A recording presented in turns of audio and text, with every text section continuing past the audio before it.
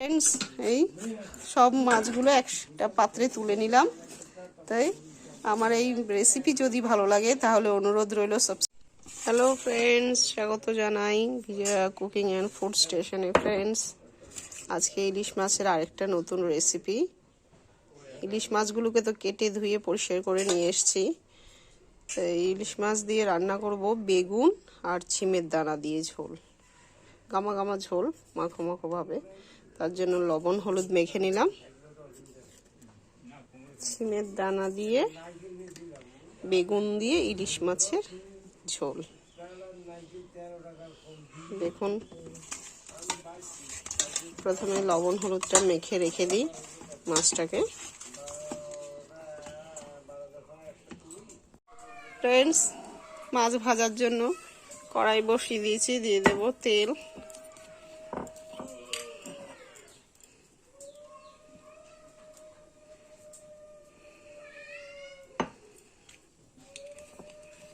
ইলিশ মাছগুলোকে হালকা ভেজে নেব, বেশি ভাজবো না।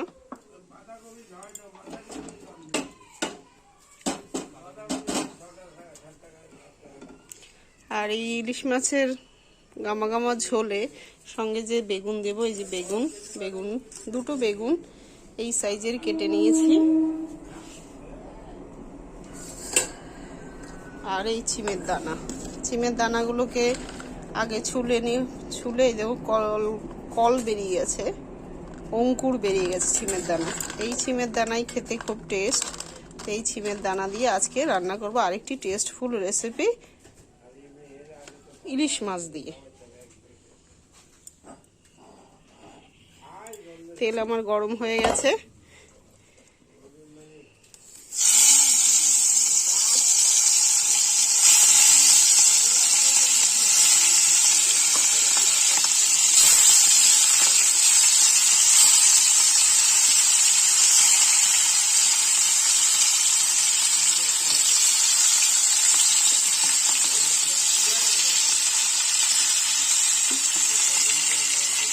মাছগুলো ভেজে তুলে নেব। এক পিঠ হয়ে গেছে।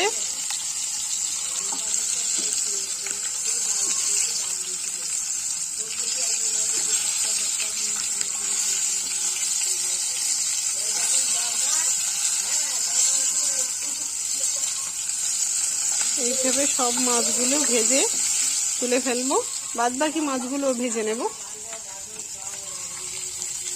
এই ফর্মেই আমি মাছ তুলে নেব।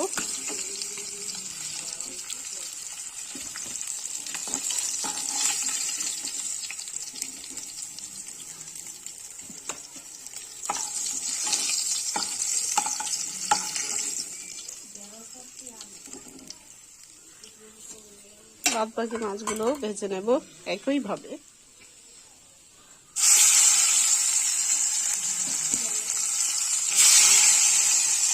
ফ্রেন্ডস, সম্পূর্ণ মাছগুলো ভেজে তুলে নিলাম। এবার ফোড়ন হিসেবে দেব রাঁধুনি আর কালো জিরা। 1 চামচ রাঁধুনি দিয়ে দিলাম,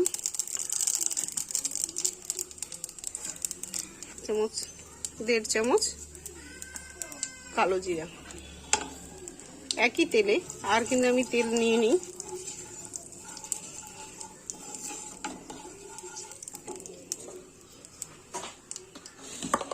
এবার এই তেলে এই বেগুনগুলিও দিয়ে দেবো, কষিয়ে নেব একটু বেগুনগুলোকে।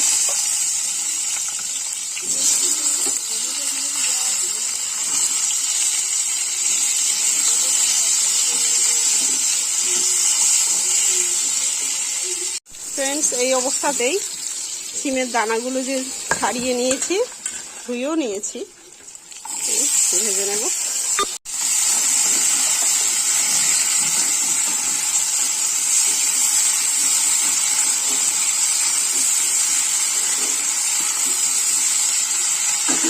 একই সঙ্গে দিয়ে দেবো লবণ, স্বাদ মতন লবণ, যাতে ছিমের দানাগুলোতে সব কিছুতে লবণটা খুব ভালোভাবে ঢুকে যায়।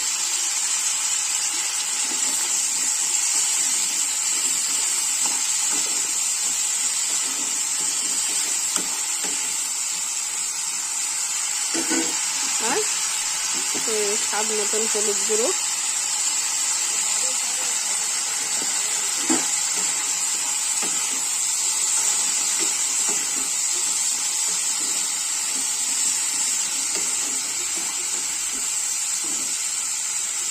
একই অবস্থায় দিয়ে দেবো দুটো টমেটো আর চেরা লঙ্কা। এখানে কিন্তু আমি কোনো লঙ্কার গুঁড়ো ব্যবহার করব না। দিয়ে আরেকটু কষিয়ে নেব।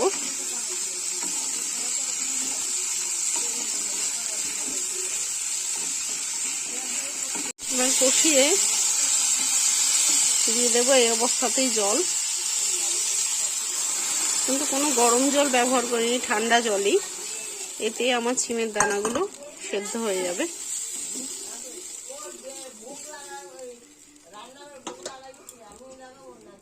ঝোলটা ফুটলে মাছগুলো দিয়ে দেবো। ফ্রেন্ডস, ফিরে আসলে আমার 2 মিনিট পরে ঝোলটা ফুটে গেছে। এই অবস্থাতে আমি দিয়ে দেবো আমার সম্পূর্ণ মাছগুলো, ভেজে রাখা মাছগুলো। এক এক করে না দিয়ে আমি সম্পূর্ণটাই দিয়ে দিলাম।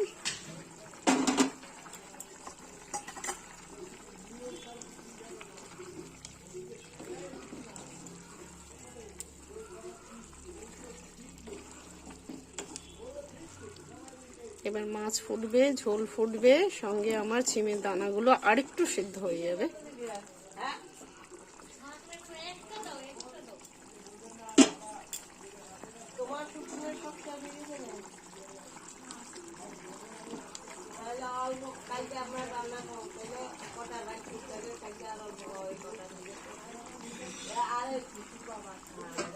দেখুন, একটু সিদ্ধ হবে, এখনো ভালো সিদ্ধ হয়নি। ফুটুক। ফিরে আসলাম আরো 5 মিনিট বাদে। এই যে ঝোলটা একদম পুরো মাখো মাখো হয়ে গেছে, আর ছিমের দানাগুলো আমার খুব ভালোভাবে সেদ্ধ হয়ে গেছে। এই দেখুন, এই অবস্থাতেই নামিয়ে নেব। আর প্রয়োজন মতন অবশ্যই লবণটা দেখে নিতে হবে। ফ্রেন্ডস, এই সব মাছগুলো একটা পাত্রে তুলে নিলাম। তাই আমার এই রেসিপি যদি ভালো লাগে তাহলে অনুরোধ রইল সাবস্ক্রাইব করবেন, আর এইভাবে একবার বানিয়ে দেখুন, খুব টেস্ট। দেখা হচ্ছে নেক্সট কোনো ভিডিওতে। ভালো থাকুন, সুস্থ থাকুন।